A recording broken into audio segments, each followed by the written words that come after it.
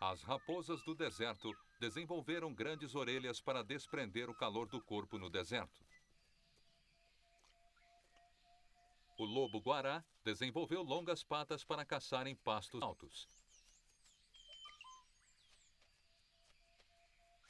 Para se abaixar, para comer e beber, tem que abrir suas patas como uma girafa.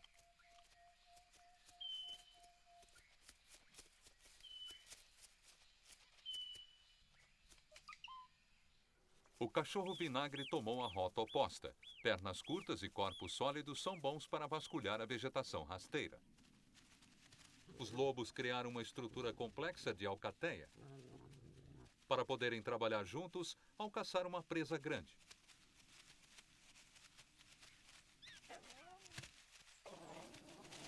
O chacal é muito menos sociável, mas se vira com a personalidade que tem.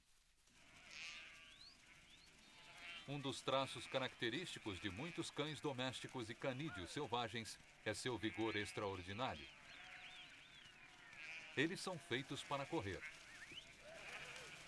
Nas patas dianteiras, os ossos ulna e rádio são firmemente presos com ligamentos para fazê-los mais rígidos e menos susceptíveis a torções.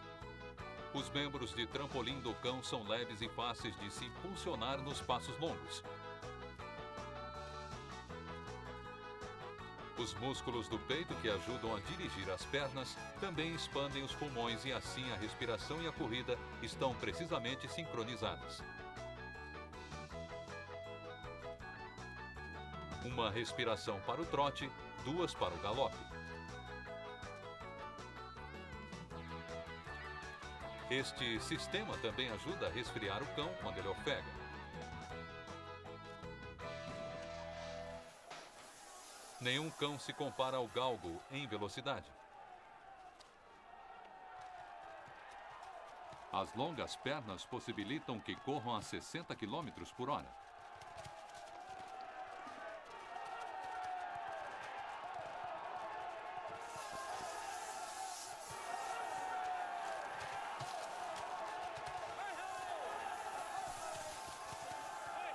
The beauty of greyhound racing is actually, of course, it's in the eye of the beholder. But to see a greyhound in action, in full flight, is like poetry in motion. Também tem tórax profundos para acomodar corações e pulmões. Nós os admiramos desde que os egípcios esculpiram sua imagem numa tumba há 5.000 anos.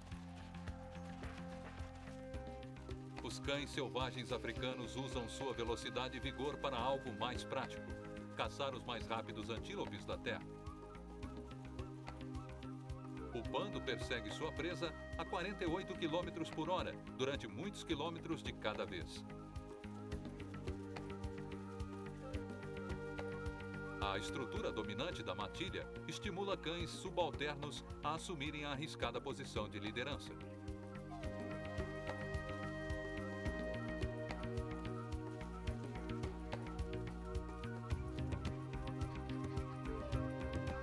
Os outros cães se espalham para cada lado de sua presa para evitar a fuga. Se um cão se atrasa, outro assume seu lugar.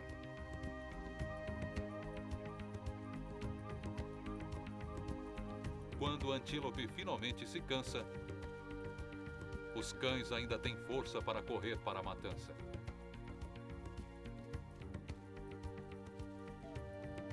É uma morte rápida. Podemos pensar que tiramos estes velhos instintos assassinos de nossos animais domésticos. Mas agressão e dominância fazem parte da vida de todo cão.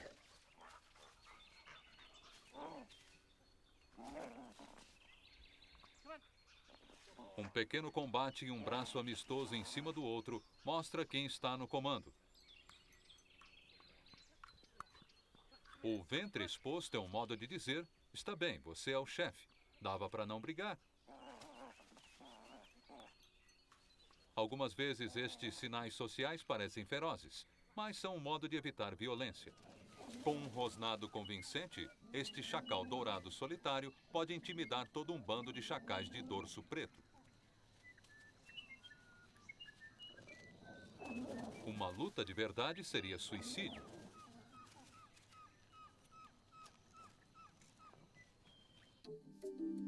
Gostamos de pensar que nossos cães veem o mundo como nós. A verdade é que partilham um mundo sensorial de seus parentes selvagens. Com seus narizes, veem coisas que mal podemos imaginar. O ar é levado através de um labirinto tortuoso que permite que partículas de odor sejam presas e testadas. O labirinto é coberto de terminações nervosas. O longo focinho do cão pode acomodar 30 vezes mais tecido sensorial do que o nariz humano. As terminações nervosas traduzem partículas de odores em mensagens nervosas e as enviam para o cérebro. Os cães também têm uma área de terminações nervosas especializadas no céu da boca, chamado órgão vomeronasal. Ajuda a detectar e identificar odores sexuais. Os humanos podem criar e treinar cães para se especializarem em certos odores, de minas terrestres a vazamentos de gás, até trufas. Na Itália, estes delicados fungi podem chegar a custar $500 por 1 quilo. Ralados sobre a massa são sublimes. 6,20 per 3, 3 per 0,0, 3 per 2, 6, 6 per 3, 6, 8 per mezzo. Metti qui 10.000?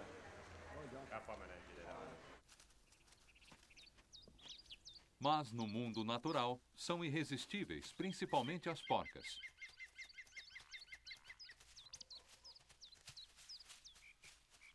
As trufas crescem sob a terra e produzem um odor parecido com o do porco. Porcas ansiosas os cavam e, talvez por frustração, espalham as sementes pela floresta, garantindo um bom suprimento de trufas para o futuro. As trufas nunca são fáceis de achar. É necessária a ajuda de alguém com um nariz extremamente bom. A maioria dos cães é muito melhor que nós para detectar certos cheiros, principalmente os de ácidos graxos exalados da pele de mamíferos. Todos os cães também gostam de soprar jatos de ar no chão para fazer subir partículas de cheiro. Criadores algumas vezes aprimoram estes traços, criando um cão como legado na Itália, com mais receptores olfativos locais para um odor em particular, neste caso, a trufa.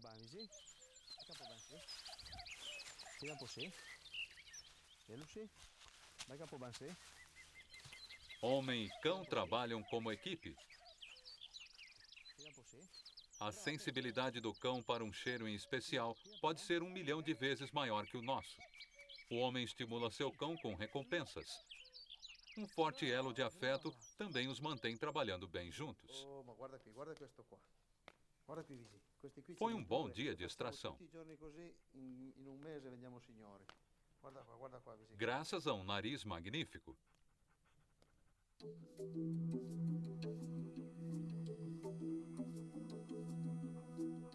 Todos os cães podem ouvir sons que nós não ouvimos. As orelhas externas se movem independentemente para localizarem a origem de um som. Nós não ouvimos sons ultrassônicos acima de 15 kHz. Cães domésticos ouvem até 60 kHz e alguns canídeos selvagens ouvem até mais alto. As ondas sonoras alcançam o cóclea, que os converte em um sinal elétrico e o transmitem ao cérebro. A família deste cão está indo para casa, e o cão sabe disso muito antes que qualquer humano. Ele ouve o som agudo de alta frequência do motor. É o som de sua matilha voltando à toca.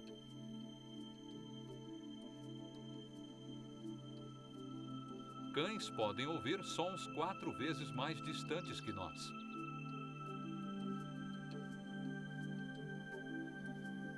Não ouvimos o carro até que esteja quase na entrada. Muito menos sabemos quem está nele, mas o cão sabe.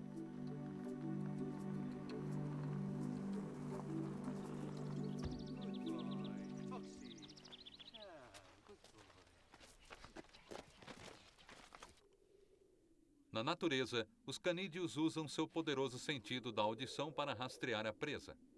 As orelhas do coiote servem como detectores de direção. Mexer a cabeça de lado a lado ajuda a localizar a presa. Tem um rato aqui por perto. Um pulo no tempo certo e um erro. A neve grossa amortece o som de algo se arrastando, mas há um pequeno roedor por aqui em algum lugar.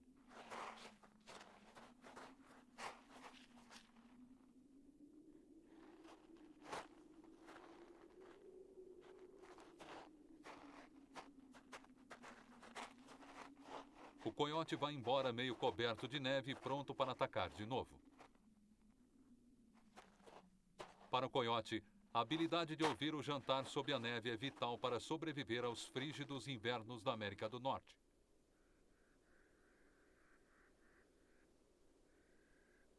As maiores orelhas do mundo dos cachorros são os da raposa orelha de morcego.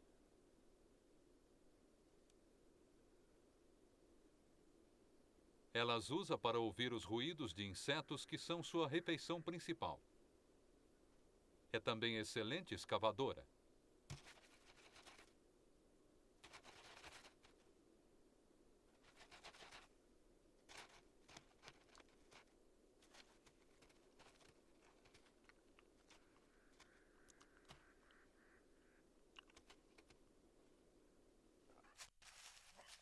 Nossos cães domésticos às vezes usam sua audição aguda da mesma forma para caçar pequenos mamíferos na grama.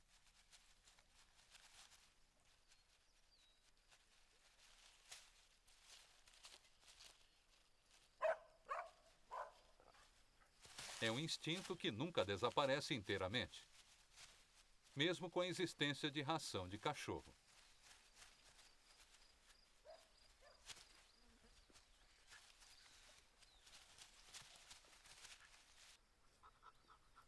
O sentido da visão do cachorro também é diferente do nosso.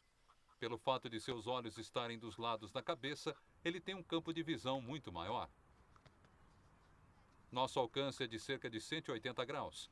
Um cachorro de cara chata tem cerca de 249 graus. Um labrador, 250. E o galgo, com incríveis 270 graus.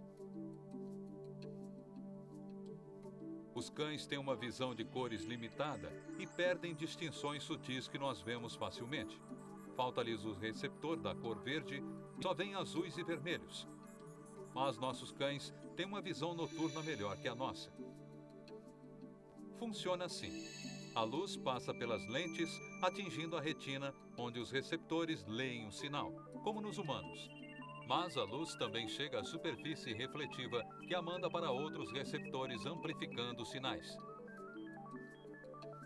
Esta superfície refletiva é a razão dos olhos do cão brilharem à noite.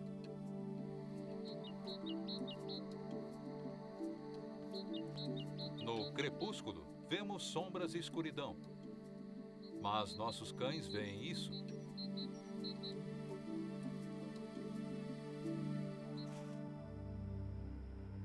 Os primeiros cães da Terra surgiram há 40 milhões de anos, nas planícies da América do Norte.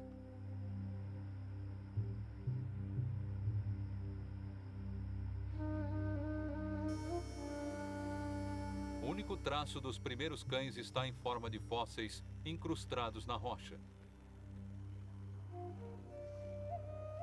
Os paleontólogos usam pequenas furadeiras e palitos para revelar os segredos destes caninos antigos.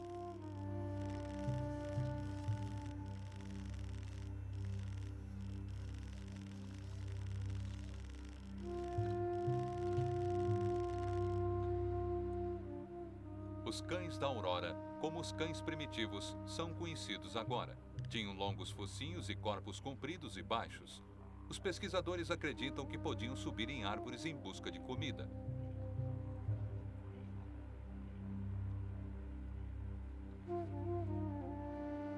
Os cães da Aurora tinham uma forma primitiva de dentes tesoura carnívoros, para despedaçarem pedaços de carne de uma carcaça.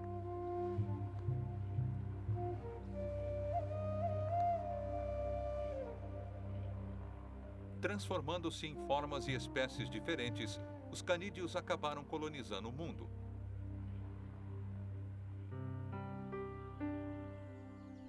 Uma criatura que se parece com os cães da Aurora ainda vive na Eurásia. Chama-se cão raccoon.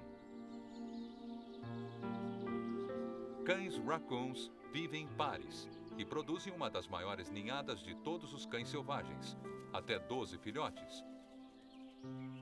O macho ajuda a cuidar deles. Entre seus traços incomuns, os cães raccoon hibernam no inverno. Em 5 semanas, os filhotes já estão independentes do leite da mãe e vão em busca de insetos e cerejas para comer.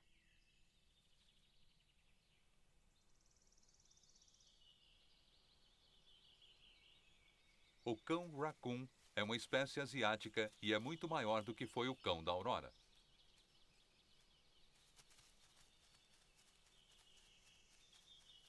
Então, como cães da Aurora produziram as raças e espécies variadas que chamamos de cães?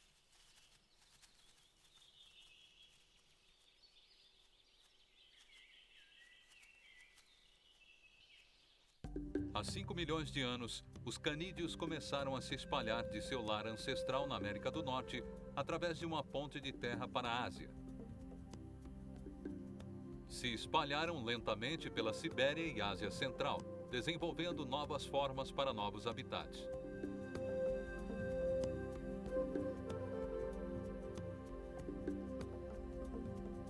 De seu habitat original nos pastos, eles se adaptaram aos novos territórios frígidos do norte.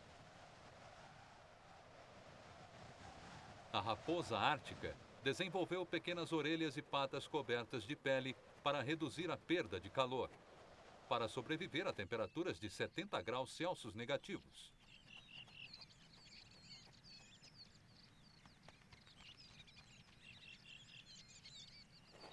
Tempo mais quente traz a perspectiva tentadora das aves. A raposa do Ártico adora ovos frescos. Os gansos da neve não estão gostando.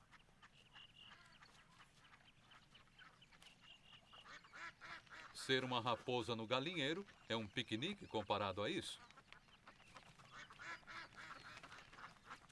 Esta raposa ártica tem que ser corajosa e humilde para sobreviver nesta paisagem gelada. O inverno chega depressa. Com a escassez de outras comidas, a raposa revira os dejetos do litoral.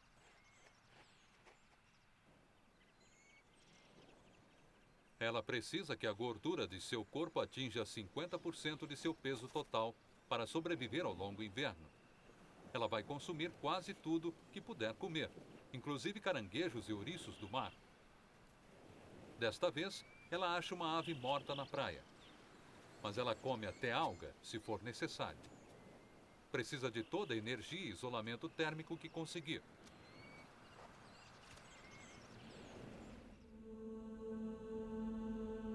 Os humanos criaram cães domésticos para trabalhar nas mesmas condições extremas. O cão e o homem contam um com o outro para a sobrevivência.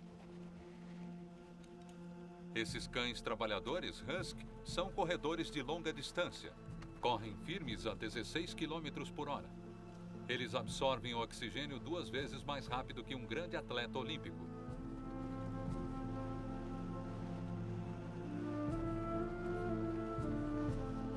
São criados para trotar ou dar passos longos com um pé no chão o tempo todo.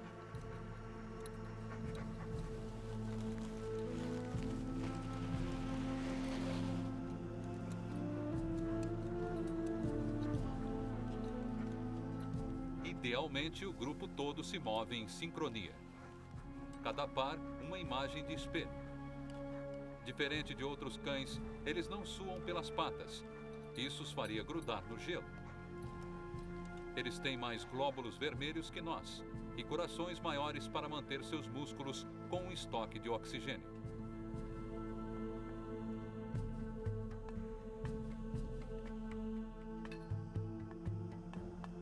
Como a raposa ártica, eles têm uma cobertura de lã e peles debaixo dos pés para reter o calor.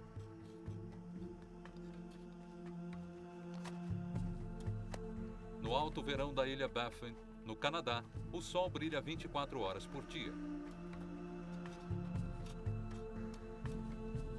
É uma boa época para caçar, mas o primeiro dia não traz sucesso. Para o caçador, é hora de se abrigar e descansar.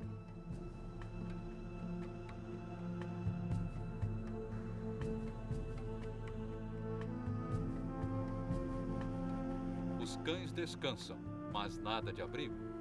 Com seus pelos grossos, podem dormir confortavelmente mesmo no gelo.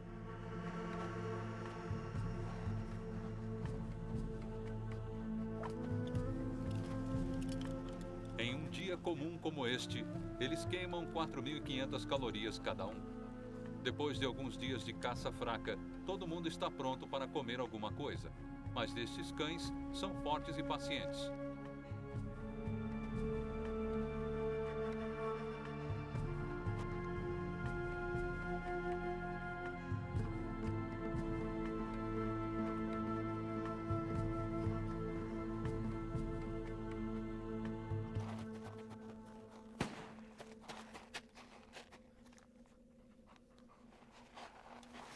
Uma foca vai manter o homem e os cães em pé por um dia ou dois.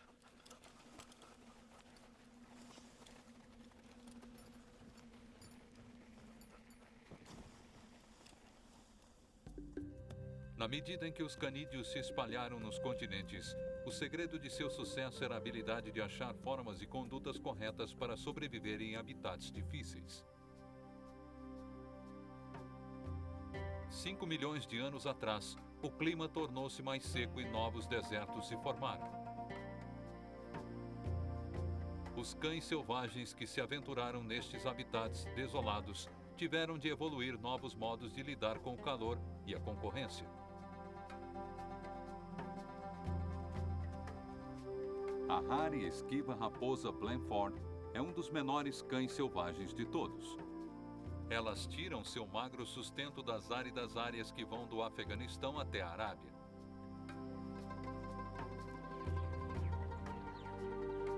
Na África, a raposa capa colonizou o cerrado esparso.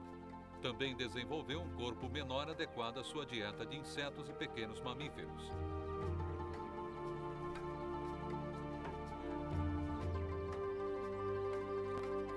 A fêmea cria os filhotes.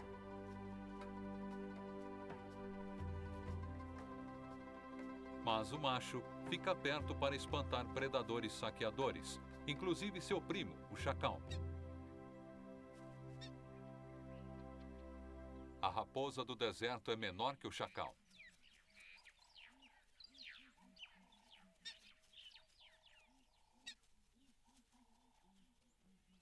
Mas uma exibição sincera de agressão convence o chacal a deixar os filhotes em paz.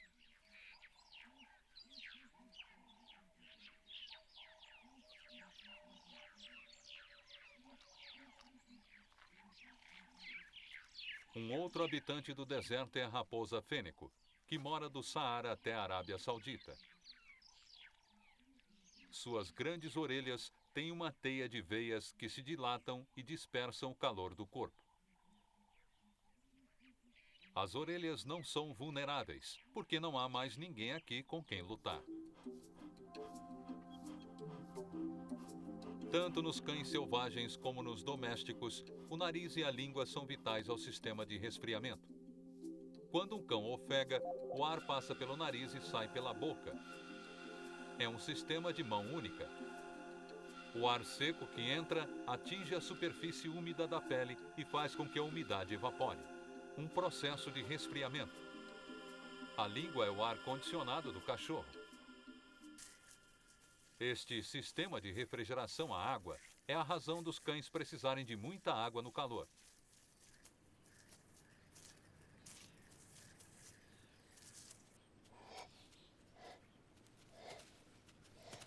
Nos bulldogs, a criação encurtou o crânio e compactou as passagens de ar, não havendo capacidade de resfriamento suficiente.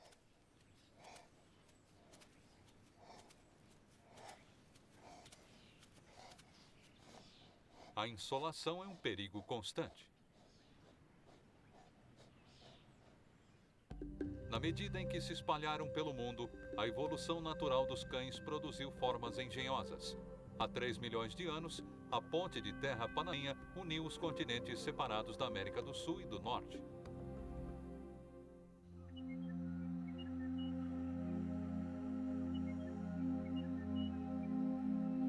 Os cães selvagens rapidamente mudaram para o sul e mudaram de forma para se adaptar aos novos habitats. Também acharam novas presas.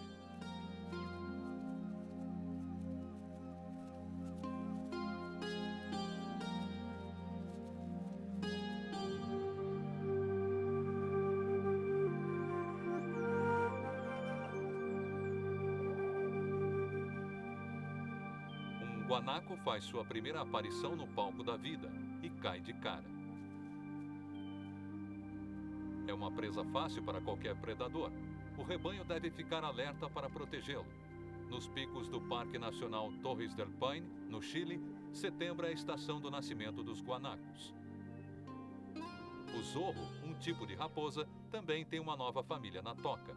É uma das 10 espécies de cão selvagem que evoluiu na América do Sul.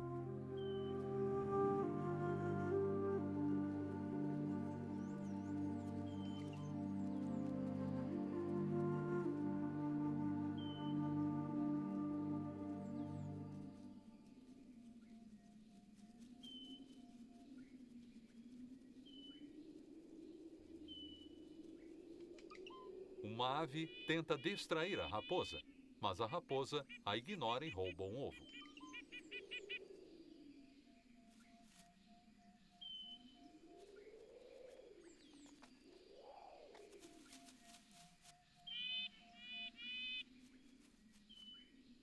Como todas as raposas, o zorro adora um roedor.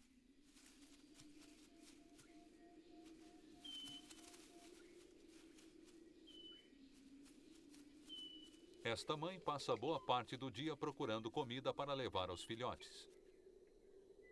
Ela é uma oportunista, caçando ou recolhendo qualquer coisa comestível.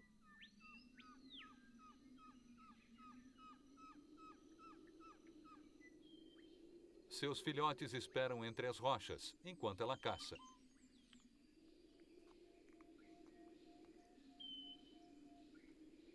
Outra espécie canídea, o cupel, mora por perto, mas tende a ficar mais em cima nas montanhas. Dividir o habitat é um meio de evitar concorrência.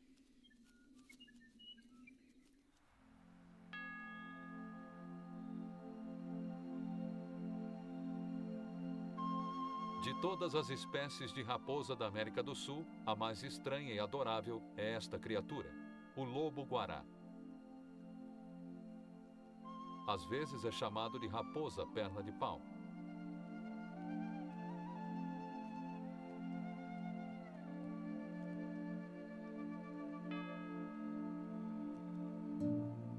Tendem a ser arredios com as pessoas, e as pessoas são supersticiosas em relação a eles. Diz o folclore que o lobo-guará mata uma galinha com o olhar. Mas a vida raramente é tão fácil. Os lobos-guará estão em extinção no Brasil, em parte porque os fazendeiros os matam como uma praga.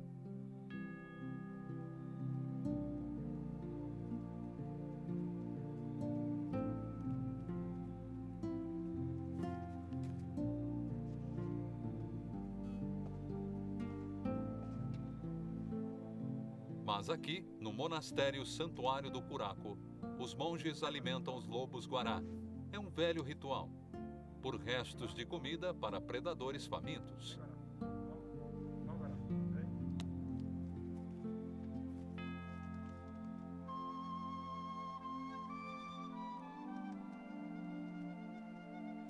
Os lobos-guará relutam em se aproximar muito. Eles agarram a comida e escapam.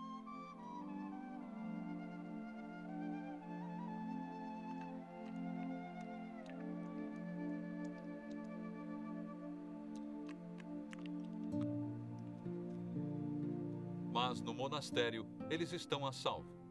E nenhuma raposa pode resistir a uma coisa dessas para sempre.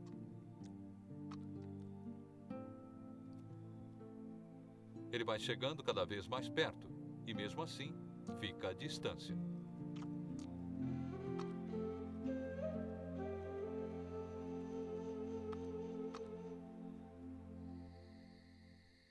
lado do oceano, em Oxford, Inglaterra, a família Kimbers também tentou criar uma ponte na torturante divisão que existe entre os humanos e os canídeos selvagens. Eles esperam a raposa vermelha, que visita seu jardim toda noite.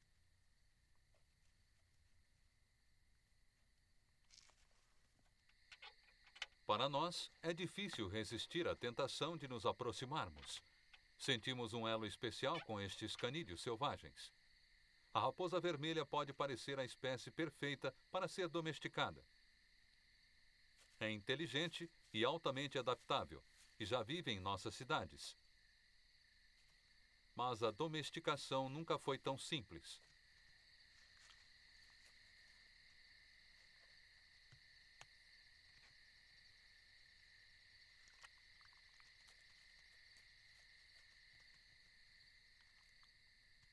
As raposas são animais solitários, e é preciso psicologia de bando para uma espécie aceitar a vida em uma família humana. A comida? É claro. Irmandade? Não hoje à noite. Obrigado.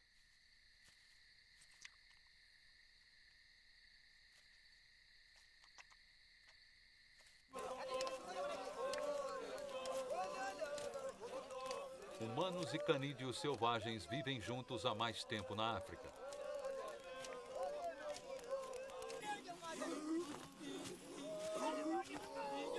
Mas mesmo um animal relativamente social como estes chacais não cruzam a linha divisória.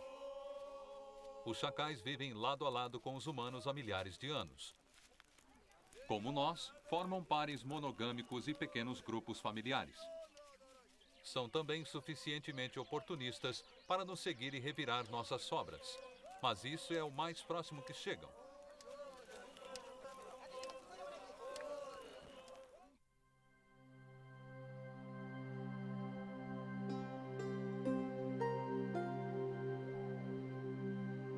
A domesticação de canídeos aparentemente só aconteceu uma vez, em algum lugar no hemisfério norte.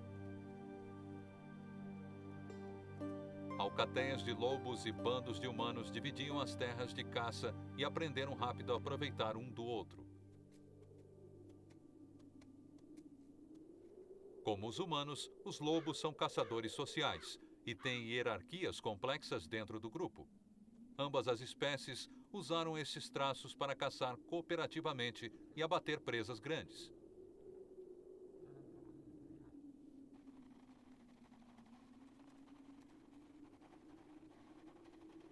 Uma alcateia de lobos irá algumas vezes perseguir um rebanho para dar fim a animais mais fracos.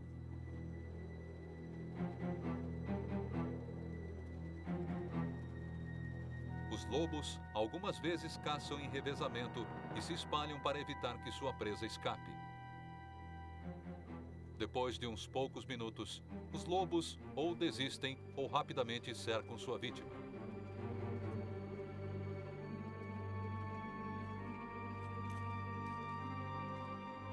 Eles atacam de todos os lados. Matar grandes caças pode ser um risco para os lobos, mas as recompensas são grandes.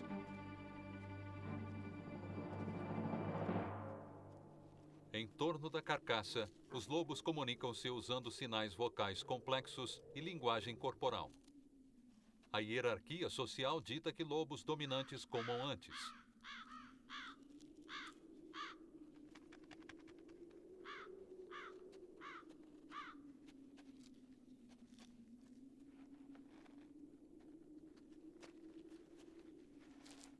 Cada lobo pode devorar mais de 7,5 kg de carne de uma vez. Humanos primitivos e lobos encontraram-se muitas vezes por causa de caças como esta. Ambos eram oportunistas. Cada um roubava a comida do outro. Os humanos primitivos deviam matar os lobos como rivais e levavam seus filhotes para casa.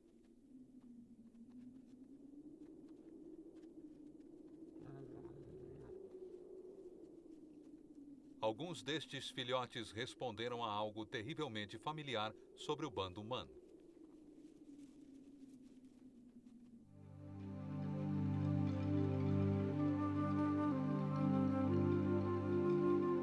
Antigos desenhos em rochas retratam cães domésticos como caçadores, usados para procurar uma presa, dar cabo dela e trazer para casa. Provas recentes de DNA sugerem que as duas espécies começaram a cooperar há 100 mil anos. Esta relação com os cães pode ter sido a razão de nossos ancestrais triunfarem sobre os musculosos neandertais. É claro que os cães levaram vantagem também. Há cerca de 5.500 anos, quando esta mulher foi enterrada com seu cão, as duas espécies forjaram um profundo elo espiritual.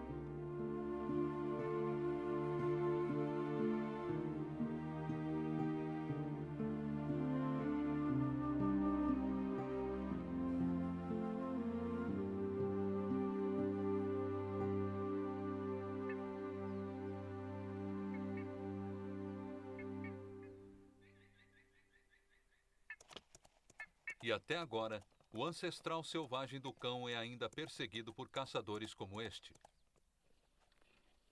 Belarus é uma sociedade tradicional de fazendas, e as pessoas aqui consideram os lobos uma ameaça a seu rebanho. Os lobos são os mamíferos terrestres mais bem distribuídos da Terra. Habitando a maior parte do hemisfério norte, nós os exterminamos em grande parte do seu domínio, mas aqui em Belarus, os lobos e nosso velho medo deles persiste.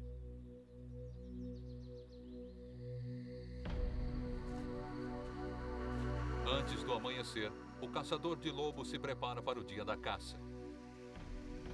Ele consegue uma soma em dinheiro para cada pele que traz de volta.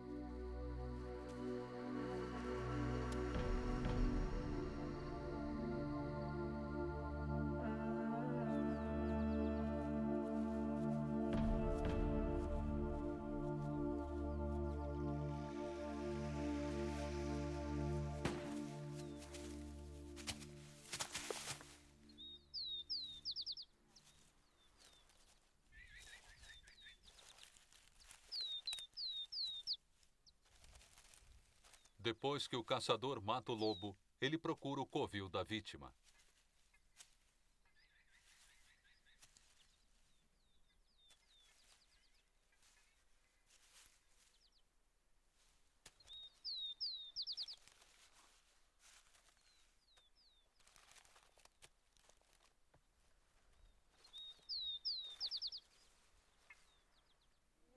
Mesmo para um caçador de lobos, o aspecto indefeso e infantil dos filhotes são difíceis de resistir.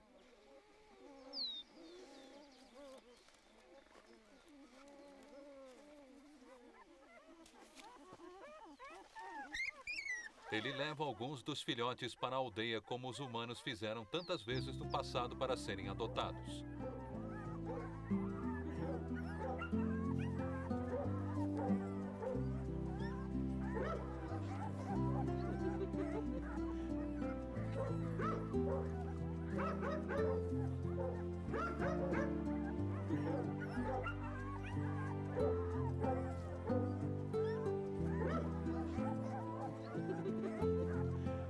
Mesmo agora, o mapeamento genético dos lobos e dos cães diferem de cerca de 1%. Parece estranho que sejamos tão próximos a uma espécie e tão hostis à outra. A família cria o filhote com leite.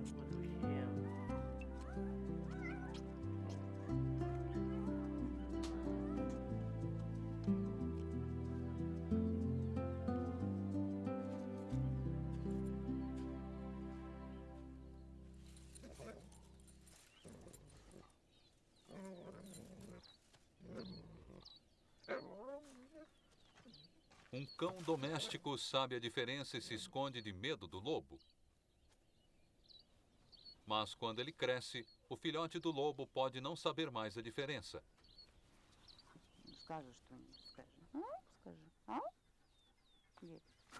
Ele vai aceitar os humanos como sua alcateia, como os antigos filhotes de lobo aceitaram a domesticação tempos atrás. E deste pequeno milagre obtemos o Lhasa Apso. Bem, talvez mais que Lhasa Apsus. E o que os próprios cães conseguiram? Fora o ocasional par de sapatinhos e um belo lenço. Pensem deste modo.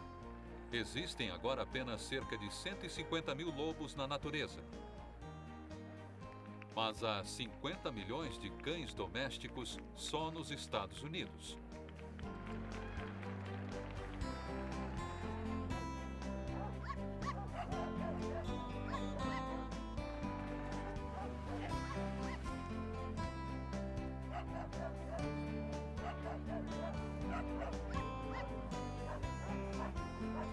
Então, o filhote de lobo que se instalou com uma família humana há milhares de anos deu um passo brilhante na sua carreira. E nós também.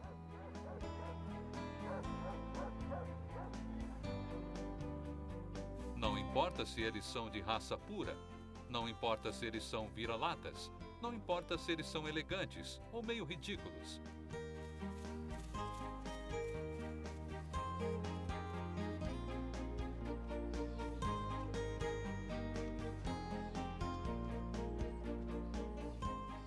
Quando olhamos para nossos cães, sabemos, com certeza, que encontramos um amigo.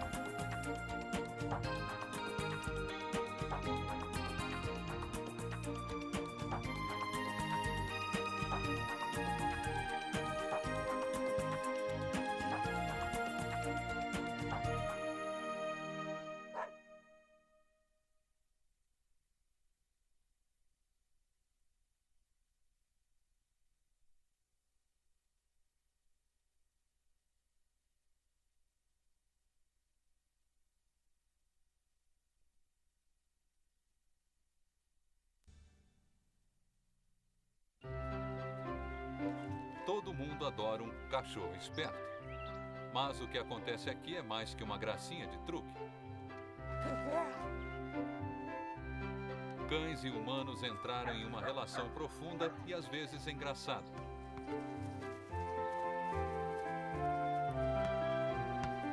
Como todos os bons relacionamentos, este é construído não pela obediência, mas por respeito e afeição. Não se trata deles aprenderem a pensar como nós.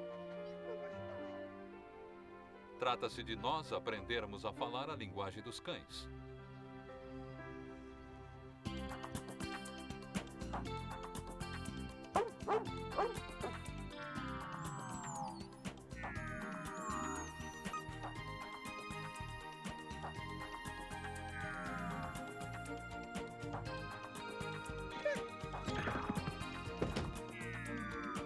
Distribuição PlayArt. Cães, os melhores amigos do homem. A linguagem dos cães. Versão brasileira Dubla Vídeo São Paulo. Onde quer que se viva, a relação entre cães e humanos pode parecer simples. Nós comandamos e eles seguem.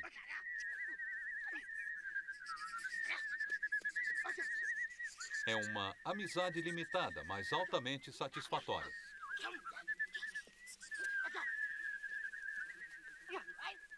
Nós andamos juntos há mais de 100 mil anos. Mas, de vez em quando, tanto os cães quanto os humanos devem acordar e se perguntar: quem são estas criaturas? E como é que a gente foi acabar vivendo junto? Na verdade, temos muito em comum. Os cachorros são animais sociais e cuidar da aparência faz parte de seu comportamento natural. Nossa versão de boa aparência pode parecer meio estranha, mas talvez os cães gostem de uma boa piada tanto quanto nós. Raramente pensamos no que acontece na cabeça deles, até alguma coisa dar errado. Hospital Veterinário de Litchfield Hills. Esta não é uma situação de vida ou morte, mas é assustadora tanto para o cão como para a criança, e não temos como explicar.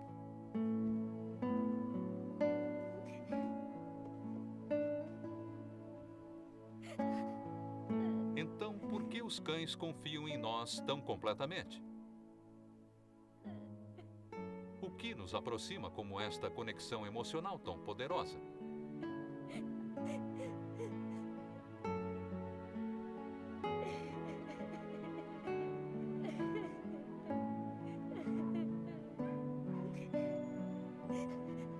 Desta vez, tudo dá certo.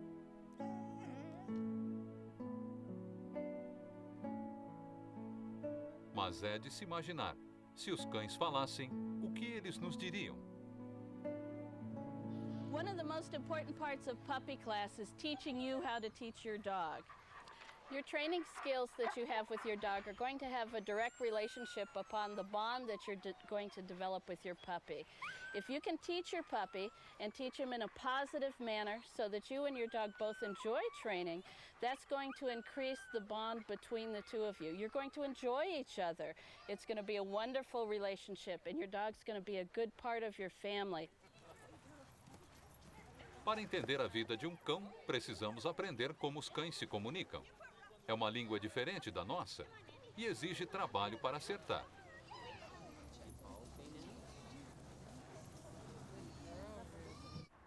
Ler o ângulo das orelhas pode ser difícil para nós, mas faz parte do vocabulário deles. A dona deste cão acaba de voltar para casa e eles se cumprimentam com uma sutil troca de sinais. Hey, I'm home. Asha, sweetheart.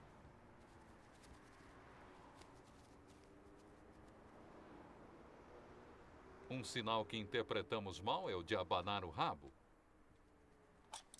Achamos que é um gesto de empolgação amigável, mas para um cão, isso sinaliza emoções conflitantes, felicidade e apreensão. Are you hungry?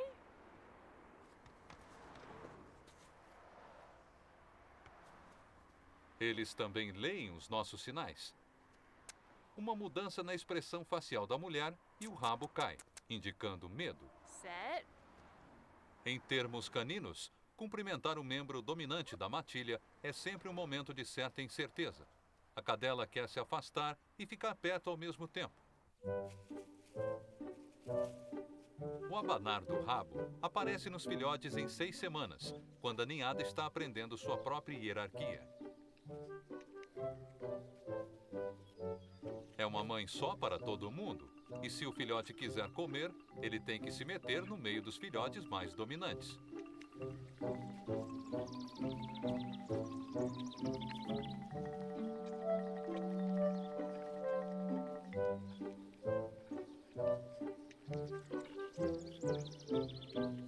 Os sentimentos confusos de fome e medo provocam a primeira e hesitante abanação de rabo.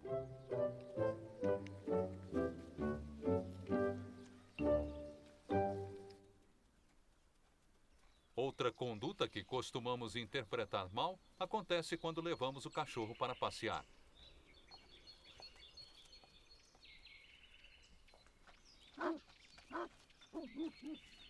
Não é que os cães sejam naturalmente hostis entre si, mas a guia impede que se socializem e que troquem sinais normalmente.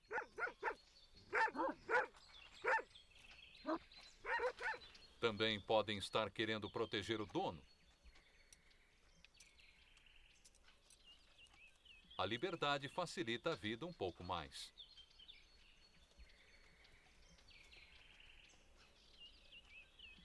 As formalidades nos cumprimentos podem nos parecer rudes, mas são o modo do cão dizer, e aí?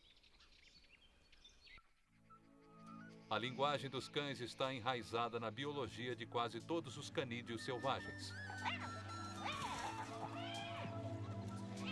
Uma das mais sofisticadas sociedades de cães pertence ao cão selvagem da África.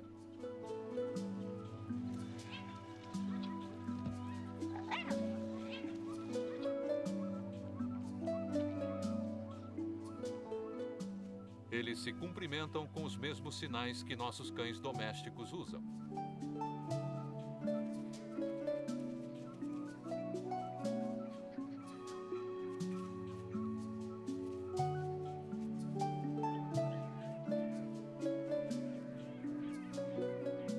Então, a matilha sai para jantar. Eles Eles caçam em grupo.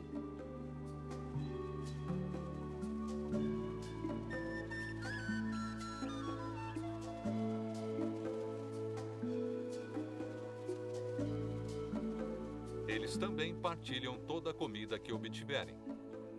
É uma sociedade matriarcal e só a fêmea dominante reproduz.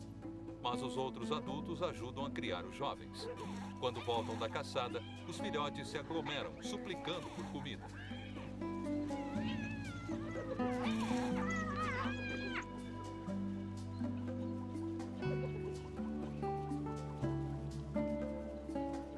A babá, deixada para cuidar dos filhotes, também suplica.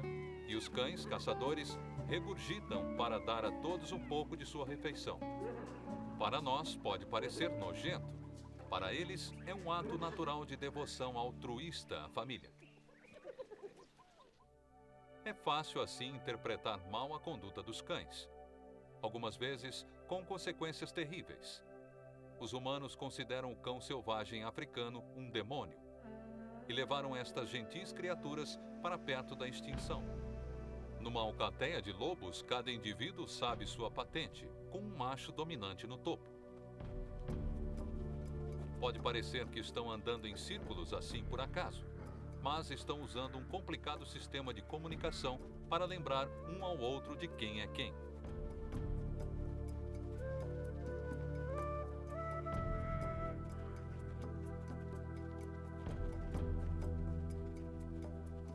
Linguagem corporal e complexos sinais vocais contam uma história.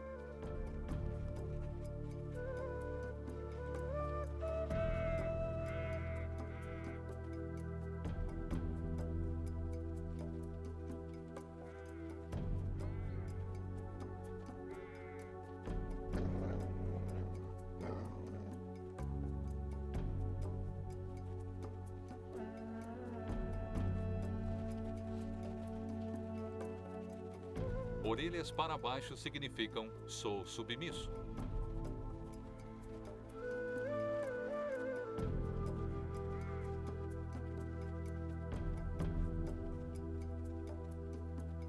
Orelhas, cabeça e rabos levantados são as marcas de um lobo dominante.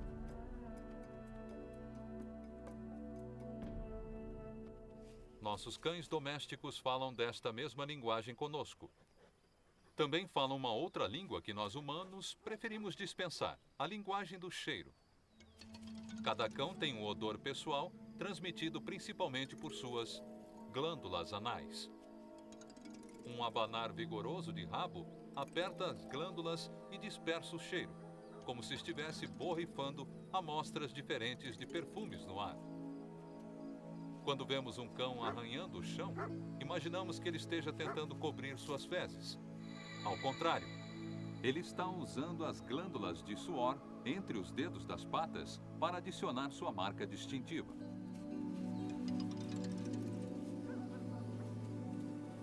Com nossos narizes humanos deficientes, não conseguimos detectar os odores de identificação dos cães.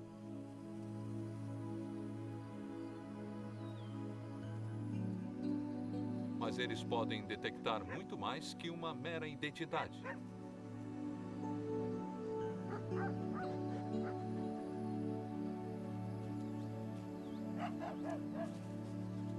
Marcas de odor também enviam mensagens sobre condição sexual. É como os cães machos sabem que devem aparecer, pois a fêmea está no cio. Os cães machos levantam suas patas para depositar suas mensagens de odor ao nível do focinho para ter certeza que os outros cães vão perceber.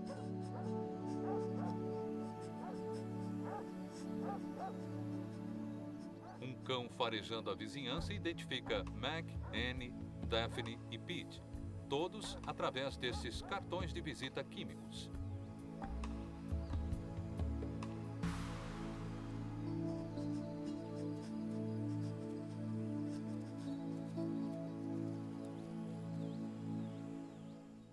A marcação de cheiro é também fundamental entre cães selvagens. Cães do mato fazem seu lar ao longo dos rios da bacia amazônica. Eles têm corpo baixos e patas curtas para se mover pelas ervas rasteiras. Mas só para ter certeza que todos recebam seu recado, a fêmea escolhe uma árvore para marcar seu odor.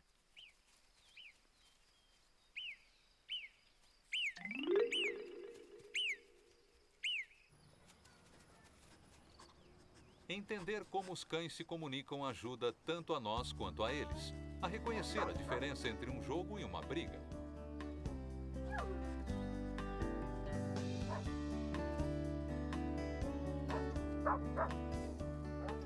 Um cão diz, vamos brincar, para o outro, baixando a metade da frente de seu corpo e abanando o rabo. Chama-se de reverência de brincadeira, os cães entendem o significado do faz de conta.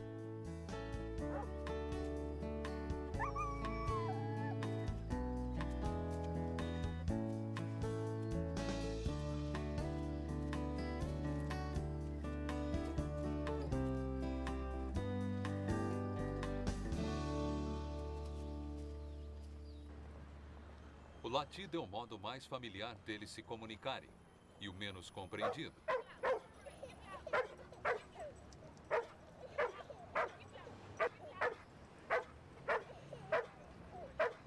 Só nos Estados Unidos há cerca de 50 milhões de cães. Damos-lhes moradia quente e confortável e mais comida do que precisam. Então, qual é a razão dos latidos?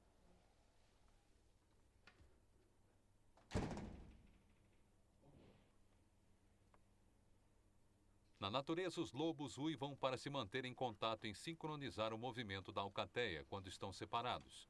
Um cão pode uivar mais ou menos do mesmo modo quando sua matilha humana o deixa sozinho em casa. O uivo é um sinal de contato, um modo de dizer, onde está você? Vamos nos encontrar?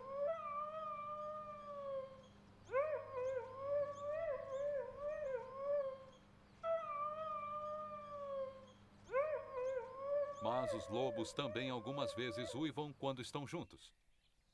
Werner Frond cuida de uma alcateia domesticada e começa a cantoria.